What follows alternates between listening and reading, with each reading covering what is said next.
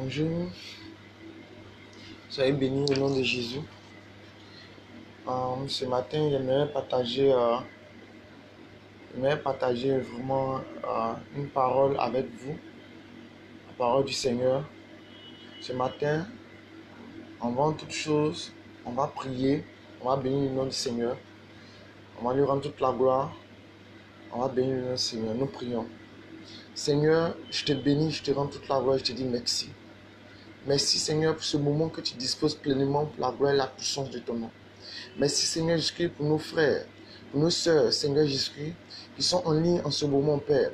Et que Père, ta parole, Père éternel amis, qui touche les cœurs, qui transforme les cœurs, qui renouvelle les cœurs, Seigneur Jésus-Christ, puisse pénétrer les âmes, toucher les cœurs.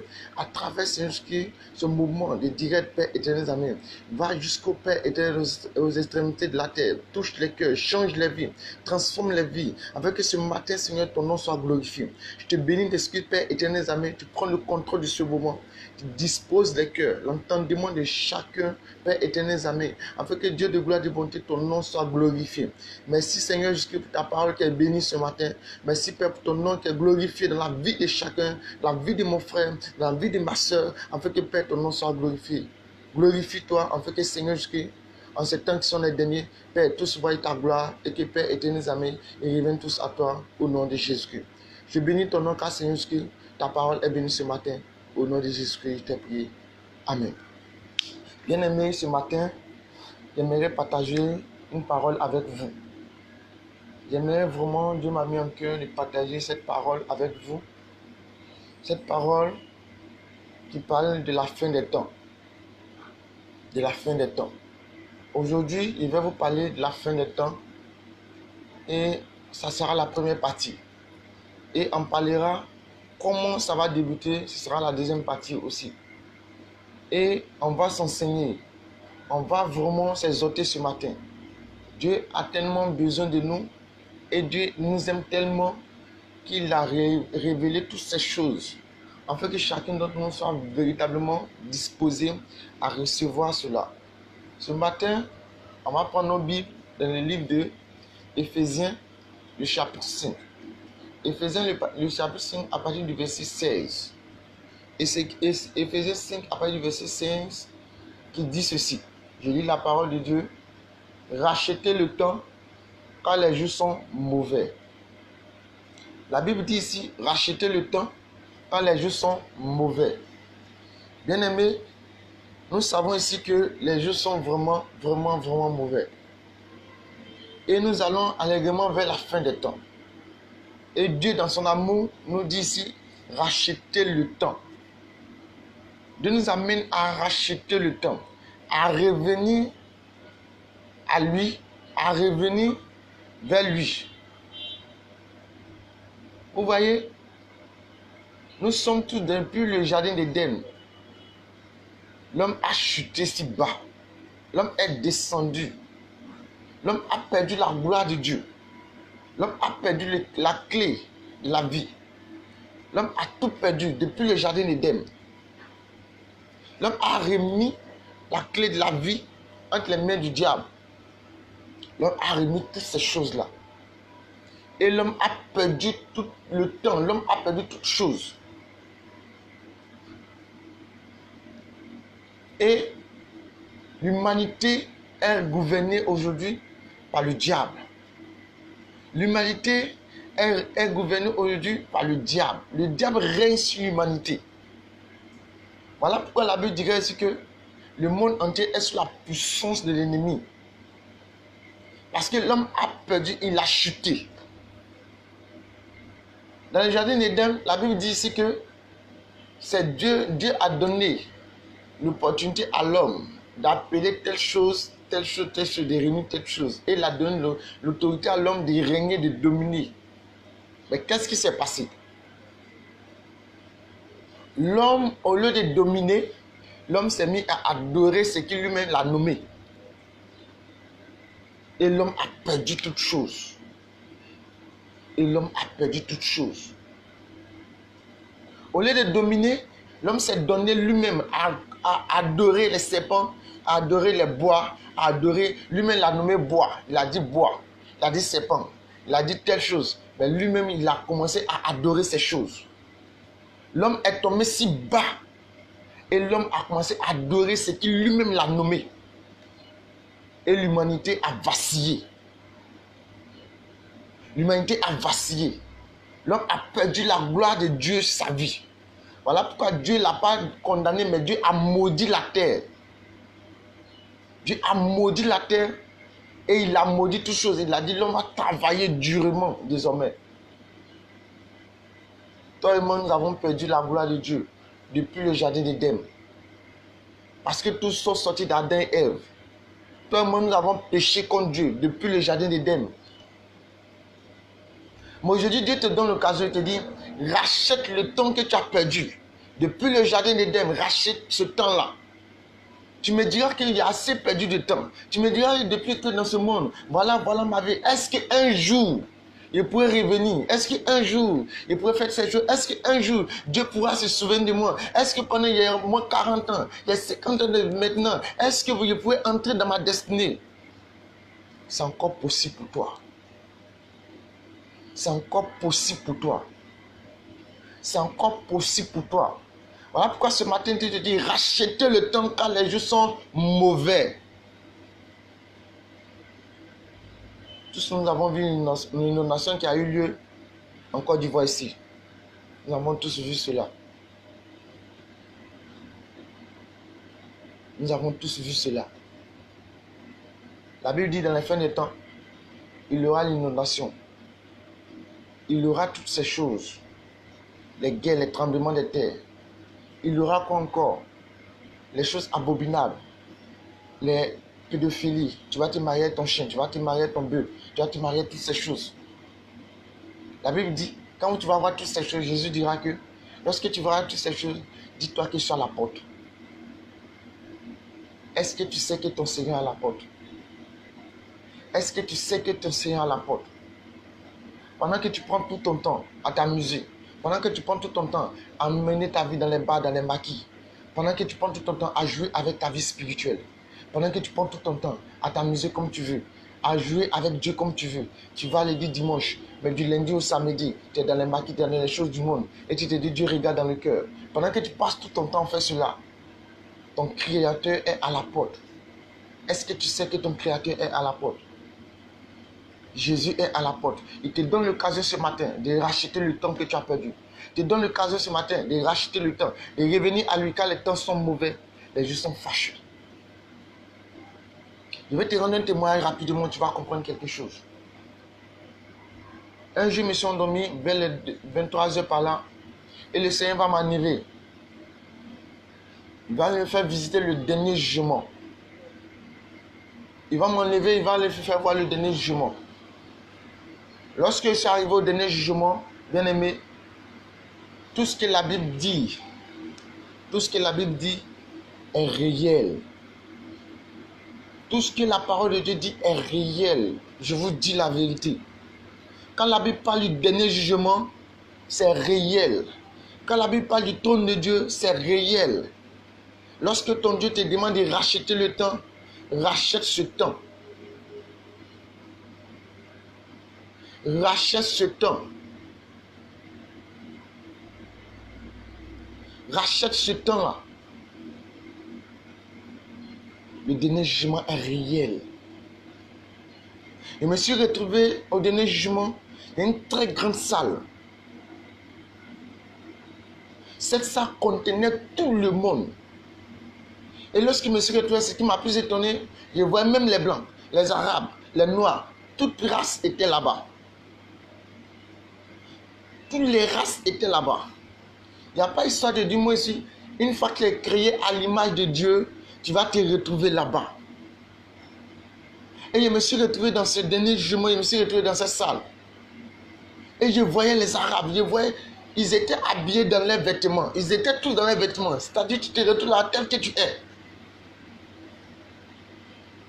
Et tu les voyais, ils étaient tous alignés. Là-bas, il n'y a pas faire, il n'y a pas le désordre. Tu attends ton jour, tu attends ton temps.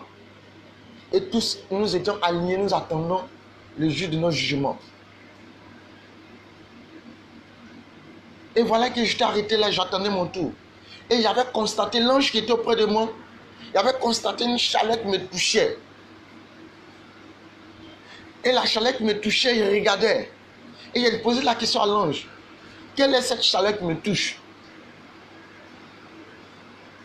Et l'ange va me dire comme ça. La chaleur qui te touche, cette chaleur vient de l'autre côté. Il a dit, cette chaleur vient de l'autre côté. Et j'étais là. J'ai commencé à regarder un peu autour de moi. Et je voyais des personnes, lorsqu'on finissait de les juger, ils partaient de l'autre côté. Et j'ai posé la question à l'ange. Quelles sont ces personnes qui vont de l'autre côté? Et l'ange va me répondre comme ça.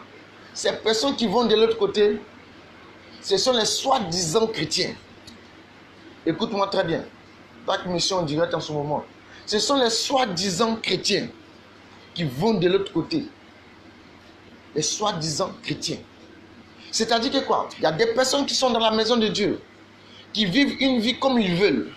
Ils marchent comme ils veulent, selon les pensées de leur cœur. Ils agissent selon les pensées de leur cœur. Et ils pensent que Dieu est dans ses pensées. Ils pensent que Dieu est avec lui. Et il est dans l'église, il fait ce qu'il veut dans la maison de Dieu. Lundi, mardi, vendredi, il est dans les bars, dans les boîtes de nuit. Samedi, dimanche, il vient dans la maison de Dieu, il paie ses dîmes, il paie ses offrandes, il paie tout. Dieu n'a pas besoin de tes offrandes. Dieu n'a pas besoin de tes dîmes, mais Dieu a besoin de ton âme. Dieu veut que ton âme soit sauvée. Dieu veut que tu sois sauvé. Dieu n'a pas besoin de toutes ces choses, mais Dieu veut que ton âme soit sauvée et que tu sois sauvé. C'est l'objectif premier de Jésus-Christ dans la vie de toute personne. C'est l'objectif premier de Jésus-Christ ici bas cette terre. Lorsqu'il est arrivé cette terre, c'est de sauver ton âme. Il n'est pas venu afin que tu payes ta dîme. Il n'est pas venu afin que tu payes tes offrandes. Il n'est pas venu afin que tu mènes ta vie comme tu veux, mais il est venu afin que tu sois sauvé. C'est son objectif qui est là. Pendant ce temps, tu mènes ta vie comme tu veux. Tu fais ta vie comme tu veux. Et lorsqu'on te prêche l'évangile, tu dis Dieu est dans le cœur. Bien-aimé, Dieu ne se trouve pas uniquement que dans le cœur, mais dans le comportement, dans la manière de prendre sa parole, dans la manière de pratiquer sa parole, dans la manière de vivre une vie de sainteté, de loyauté avec lui, une vie de fidélité. Et voilà que les soi-disant chrétiens allaient de l'autre côté. Et j'ai commencé à trembler déjà. On continuait. J'étais là, je regardais, j'observais. Et l'ange était près de moi. Ils vont juger les jeunes qui vont arriver à mon tour. Et à mon tour, j'étais là, je regardais. Je me suis retrouvé face à mon jugement. La Bible dit, pour moi, je ne veux pas que mes enfants périssent, mais qu'ils se répandent, qu'ils reviennent à moi. Dieu n'a pas un jugement de condamnation pour l'être humain. Si la personne qui que ce soit te dit Dieu est venu pour condamner l'humanité, moi je te dis, tu mens. Dieu est venu pour que tout soit sauvé. C'est l'objectif de Dieu qui est là. Dieu n'a pas un plan de condamnation.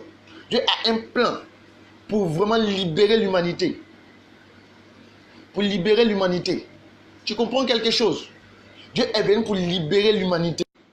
Dieu est venu pour libérer l'humanité. Dieu n'est pas venu pour condamner qui que ce soit. Voilà pourquoi au dernier jugement, ce n'est pas Dieu qui te juge, c'est toi-même qui te condamne. C'est toi-même qui te condamne, bien-aimé.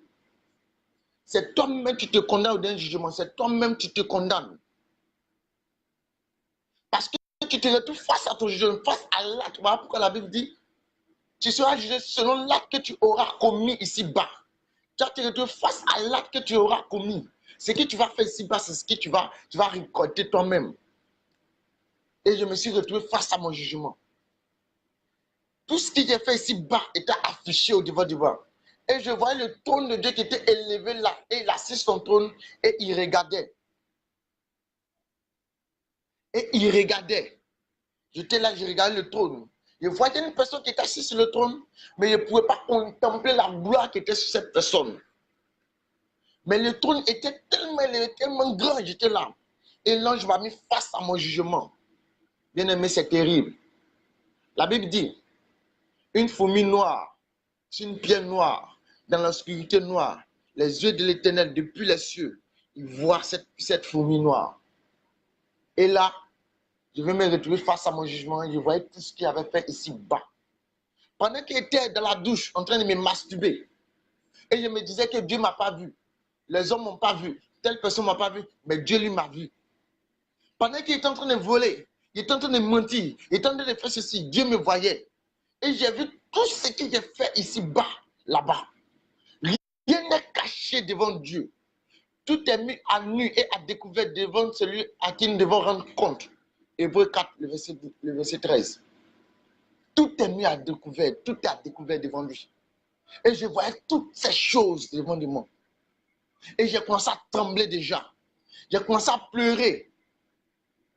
Bien-aimé, il te dit quelque chose.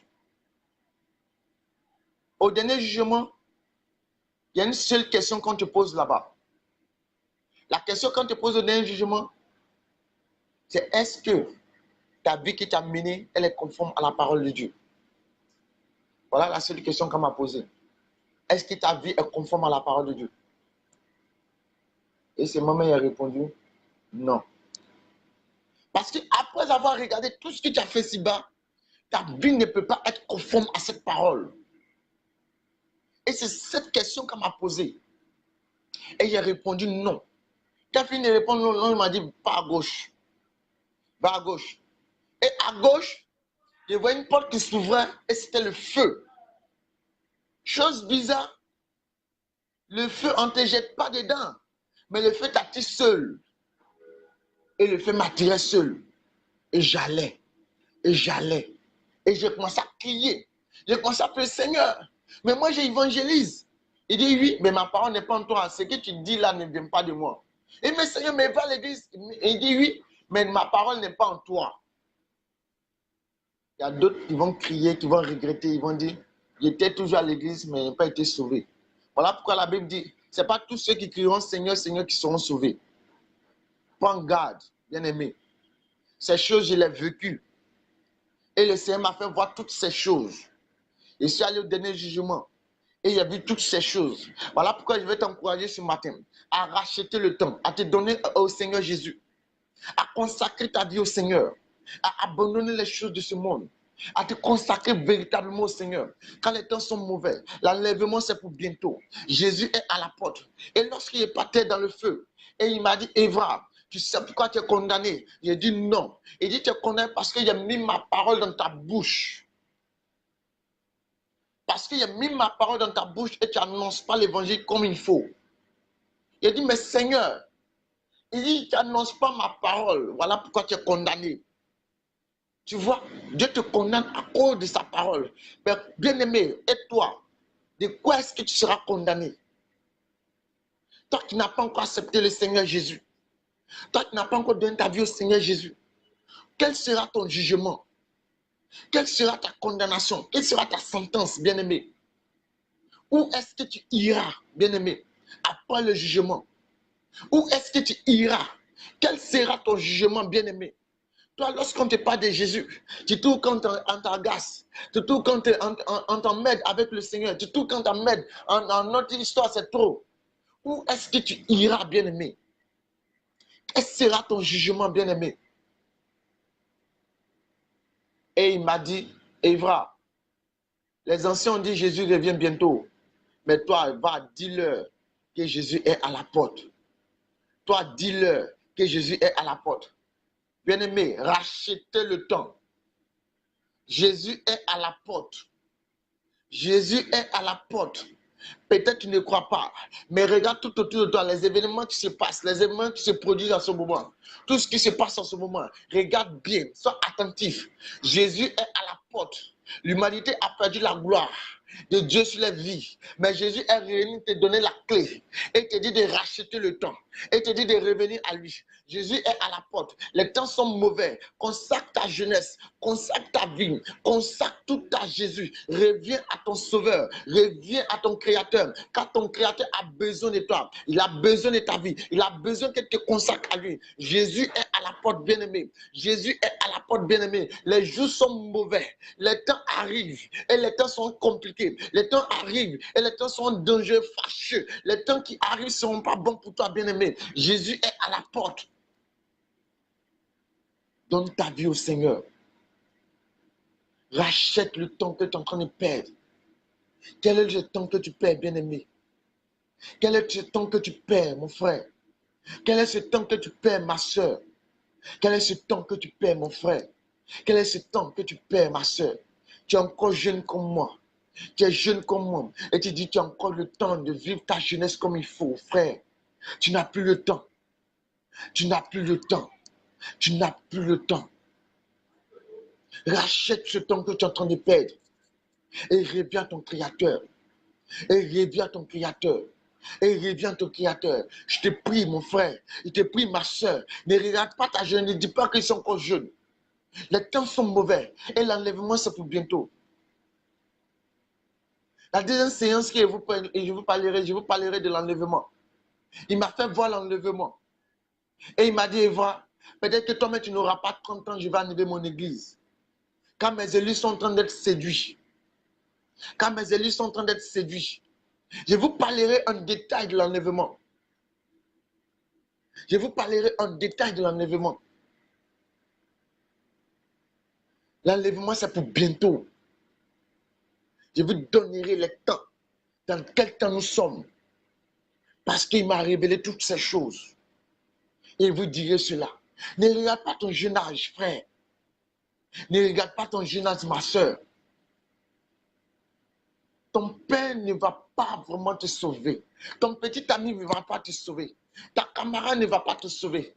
Ta famille ne te sauvera pas. La seule personne capable de te sauver, c'est Jésus-Christ de Nazareth. La seule personne qui pourra te sauver, c'est Jésus de Nazareth. Consacre-lui ta jeunesse. Consacre-lui ta vie. En fait que tu vives. En fait que tu sois sauvé. Les temps sont mauvais. Les jours approchent où le jugement de Dieu sera terrible pour toi. Les jours approchent où le jugement de Dieu sera terrible pour toi. Les jours approchent où Jésus de Nazareth vient. Les jours approchent où Jésus de Nazareth vient. Si tu as compris ce message, tu vas me donner un amen. Si tu as compris ce message, tu vas te consacrer et tu vas te retirer toi-même. Tu vas aller prier et demander pardon à ton Seigneur. Parce que la repentance est la clé du salut. Parce que la repentance est la clé du salut. Parce que Dieu veut te sauver. Dieu veut te racheter. Dieu veut t'amener à lui. Dieu veut t'amener le salut. Dieu veut te consacrer sa vie. Dieu veut t'amener au salut. Jésus a besoin de toi. Jésus veut te sauver. Il te donne le temps ce jour afin que tu sois sauvé. Il te donne ce temps ce matin afin que tu sois sauvé. L'enlèvement, c'est pour bientôt. Pour ceux qui viennent de nous rejoindre. Éphésiens le chapitre 5, le verset 16. Rachetez le temps quand les jours sont mauvais. Rachetez le temps quand les jours sont mauvais. Rachetez le temps quand les jours sont mauvais. Bien aimé, ne vois-tu pas ce qui se passe dans le monde? L'église de Satan a été créée déjà. L'église de Satan a été créée déjà. Il y a l'église de Beyoncé qui a été créée déjà. Ils ont déclaré comment des gouvernements, comment des personnes, ils peuvent créer le monde en disant que homme et puis homme peut se marier. Chien, tu peux te marier avec ton chien. La Bible, dans le livre de Lévitique, a déjà tout dit cela. Dans le livre de Matthieu 24, a déjà tout dit cela. Ouvre les yeux, mon frère. Ouvre les yeux, ma soeur. Les temps sont mauvais. Ton Seigneur est à la porte. Il dit, lorsque tu verras toutes ces choses, ces abominations, dis-toi que je suis à la porte. Regarde le monde entier, on tue les chrétiens. On tue les serviteurs de Dieu, sous prétexte qu'ils ont accepté Jésus, sous prétexte qu'ils annoncent l'évangile. La Bible dit, Jésus a dit que ne criez pas parce que vous serez tués. Vous serez traduits devant la justice à cause de mon nom, dans les temps qui sont les derniers. Il a dit dans les temps qui sont les derniers, ne vois-tu pas? Il est écrit aussi, ne vois-tu pas? Dans les temps derniers, je répandrai mon esprit sur toute chair. Dans le livre de Joël 2, le verset 28. Je répandrai mon esprit sur toute chair. Vos filles, vos jeunes filles, vos jeunes gens prophétiseront. Ne vois-tu pas les jeunes enfants, les enfants de 8 ans, 11 ans, 12 ans, 13 ans, qui annoncent l'évangile, qui opèrent des miracles au nom de Jésus? Ne vois-tu pas les temps qui sont devenus autre chose, les inondations, les tremblements de terre, les guerres par-ci par-là, les coups d'État par-ci par-là? Tu me diras que c'est depuis lors que ça a commencé. Mais non, la machine de Dieu est en marche. Bien-aimé, rachète le temps que tu perds. Aujourd'hui, l'occasion t'est donnée. L'occasion t'est donnée. En fait, que tu donnes ta vie au Seigneur Jésus. Tu n'as plus le temps, frère. Tu n'as plus le temps. Tu n'as plus le temps. Quel est ce temps que tu perds dans ce monde? Quel est ce temps que tu perds dans ce monde? Quel est ce temps que tu perds? Quel est ce temps que tu perds? Tu consacres ta jeunesse dans le maquis. Tu consacres ta jeunesse dans ce monde. La Bible dit, celui qui est dans ce monde, l'amour du Père l'imprègne en lui. Donne ta vie au Seigneur. Donne ta vie au Seigneur. Ce matin, mon message, c'était pour te dire que ton Christ est à la porte. Le Seigneur est à la porte. Il faudrait que tu rachètes le temps maintenant. Il faudrait que tu rachètes le temps maintenant. Quand les jours sont mauvais, il faudrait que tu reviennes à ton Créateur. Il faudrait que tu te donnes à Jésus-Christ de Nazareth. Je vais t'amener à faire cette prière avec moi. Seigneur Jésus, je sais qu'il ne suis pas parfait. Je sais que la vie que je mène ici-bas ne te glorifie pas. Mais je vais te consacrer ma vie aujourd'hui. Je vais te donner ma vie aujourd'hui. Je veux consacrer ma jeunesse pour toi. Par mes propres forces, je ne pourrais pas y arriver. Par mes propres forces, je ne pourrais pas y arriver. Mais je sais une seule chose. Par ton esprit, par ta force, je pourrais y arriver. Et j'arriverai avec ton esprit, avec ta force. Pardonne-moi de m'avoir détourné de ta présence. Pardonne-moi de m'être détourné de ta parole. Prends-moi tel que je suis. Et change ma vie. Et change ma vie. Et change ma vie. Ce matin, je décide de me donner à toi. Ce matin, je décide de consacrer ma jeunesse à toi. Ce matin, je décide de m'abandonner entre les creux de tes mains. Ce matin, je décide de m'abandonner entre les creux de tes mains. Mais voici, prends-moi. Prends-moi, Seigneur, et que la gloire te revienne. Et que la gloire te revienne. Si tu as fait cette prière avec moi, sois-en sûr que le Seigneur Jésus ne te laissera pas tomber. Il ne te laissera pas tomber. Il ne te laissera pas tomber. Il ne te laissera pas tomber. Je vais prier pour toi, bien-aimé. Je vais prier pour toi, mon frère, ma soeur, ce matin. Seigneur, voici mon frère. Voici ma soeur qui veut se donner à toi. Mais Père, le monde encore l'attire vers lui. Je te prie afin que Seigneur Jésus, tu as dit, venez à moi, vous qui êtes chargés, fatigués. Je vous donnerai du repos, car ton jour est léger. Je te prie afin que Père, tu accordes ton jour à ton serviteur, à ta servante, à tes enfants que nous sommes. Et que Père, tes enfants qui veulent se donner à toi, qui n'y arrivent pas. Je te prie afin que Seigneur, tu leur donnes la force, la capacité d'abandonner les œuvres des ténèbres et de revenir à toi. D'abandonner et que ton amour, Seigneur, soit constamment dans les cœurs. Ton amour soit sémé dans la vie, afin que Seigneur Jésus-Christ, il vienne à toi. Je te bénis pour ton amour, Père, que tu mets dans le cœur. Je te bénis pour ta vie, Zoé, que tu mets en le cœur. Et que ton esprit, Seigneur, soit sur eux. Accorde-leur le Saint-Esprit. Accorde-leur le Saint-Esprit. Accorde-leur la vie, Zoé. Accorde-leur le salut. Accorde-leur le rachat de leur âme. Et bénis les vies. Afin que ton nom soit glorifié en eux. Au nom de Jésus, je t'ai prié. Amen. Bien-aimé, ce matin, c'était le message que j'avais à vous adresser ce matin.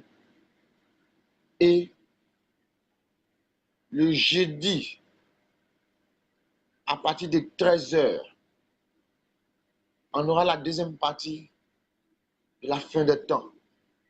Le jeudi, à partir de 13h30, on aura la deuxième partie de la fin des temps. Je vais vous expliquer en détail, les événements de la fin des temps. Et vous verrez que tu n'as plus le temps. Que Dieu vous bénisse. Je vous invite aussi à suivre la chaîne Shalom TV sur YouTube, sur Facebook. 2 fois Shalom TV sur YouTube, sur Facebook. Que Dieu vous bénisse. Que la gloire de Dieu repose sur vous. Et que le Saint-Esprit puisse travailler dans mon cœur et que vous amène à la conversion et que vous amène à la rémission du péché. Dans le nom de Jésus. Que Dieu vous bénisse. Que la gloire de Dieu repose sur vous. Au nom de Jésus-Christ. Amen.